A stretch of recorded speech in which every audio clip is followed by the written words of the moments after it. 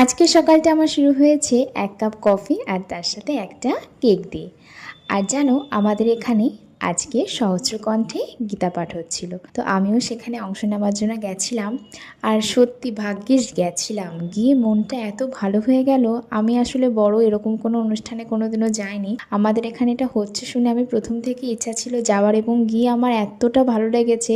শুরু থেকে আমি থাকতে পারিনি, কিছুক্ষণ পরের থেকে গিয়েছিলাম, তো গিয়ে শেষ অবধি পুরোটাই থেকেছিলাম। আর যতক্ষণ থেকেছিলাম খুব ভালো লেগেছিল। বাড়িতে এসে আমি একটু ঘুরছিলাম বাইরের দিকটা। আর তোমরা তো আগের দিন দেখলেই এখান থেকে আমাদের অনেক বড় বড় কই মাছ ধরা হয়েছিল, আরও কিছু মাছ ছাড়া হয়েছে। জলের উপর রোদ পড়ছে বলে মাছগুলো জলের উপরে ভেসে আসছে, ওরাও একটু রোদ পোহাচ্ছে। আর আজকে সন্ধ্যাবেলা আমি একটু বাজারে গিয়েছিলাম, আমার কিছু জিনিসপত্র কেনাকাটির ছিল, তো সেগুলো কিনেই বাড়ি চলে আসছিলাম। So that's it for today. আবারও তোমাদের সাথে দেখা হচ্ছে পরের ভিডিওতে। আজকের মতো এই পর্যন্ত।